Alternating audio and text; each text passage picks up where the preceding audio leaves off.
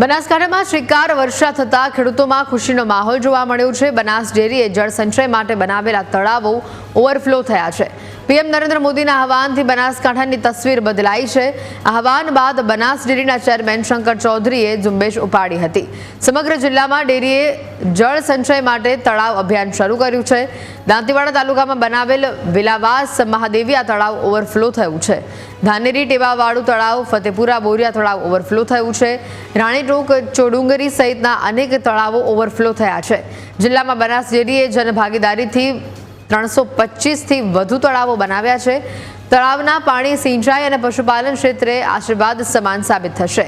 બનાસકાંઠા જિલ્લાને પાણીદાર જિલ્લો બનાવવાની મહેનત રંગ લાવી છે।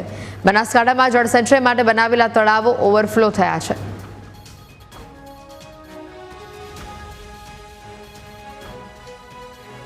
ભાખરાની તળેટીની અંદર લગભગ લાઇનસર 5 તળાવ બનાવ્યા હતા।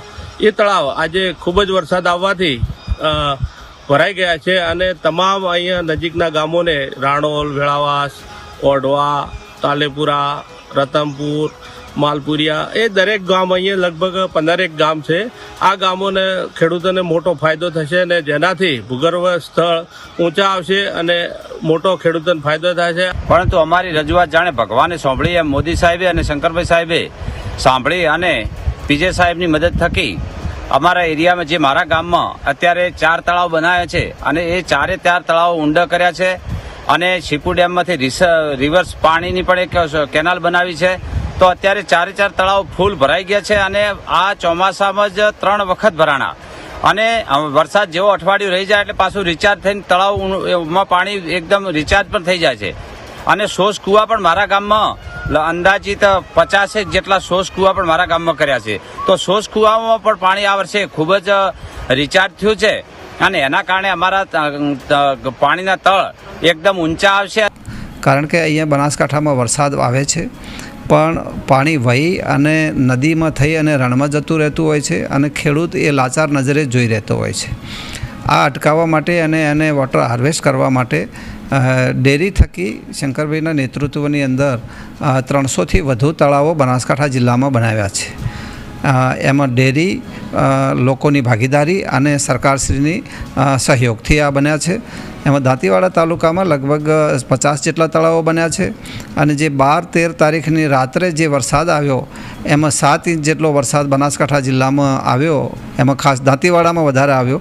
એમાં લગભગ તળાવો ભરાઈ ગયા અને ઓવરફ્લો થયા છે। પણ પાણી તરફ નજર નાખી તો પાણીનો વિકટ પોઝિશન હતી। તો પાણી ન હોય તો દૂધનો ધંધો થાય કેવી રીતે? આપણા મોદી સાહેબના મગજમાં એક વિચાર આવ્યો કે અને એમને આહવાન કર્યું કે બનાસકાંઠાની અંદર આપણે 75 અમૃત સરોવર બનાવો અને એ અમૃત સરોવરની જે વાત મૂકી અને આપણી બનાસ ડેરીના ચેરમેન શ્રી શંકરભાઈ ચૌધરીએ વાતની એવી ઉપડ લીધી કે આખા બનાસકાંઠાની 300થી વધારે તળાવ બનાવ્યા અને આ વખતના વરસાદની અંદર લગભગ બધા તળાવ ઓવરફ્લો થઈ ગયા। સનાતન મોદી સાહેબ જ્યારે આવ્યા ત્યારે એમને કીધું કે આ બનાસકાંઠાની અંદર 75 તળાવ બનાવો તો એ ભરાય તો જળતર ઊંચું આવે। પણ આપણી બનાસ ડેરીએ 350 મારફત બનાવ્યા તળાવ અને આજે બધા તળાવ ભરાઈ જશે અને એ ભરાઈ જાય એટલે ખેડૂતોનું આખું જીવન ધોરણ આખું બદલાઈ જશે। કારણ શું કે અમને આર્થિક શિયાળે ઉનાળે કમાવાનો તોંચ મળશે અને ખેડૂતો સદ્ધર થશે અને સુખી થશે। એટલે ખૂબ આ ડેરી બનાસ ડેરી જે કામ કર્યું છે એ ભગીરથ કર્યું છે। અમે શંકરભાઈ સાહેબ અને પીજે સાહેબે જે આ તળાવનું કામ અભિયાન ઉપાડ્યું એ ખૂબ ખેડૂતોના કલ્યાણ માટે ઉપાડ્યું છે।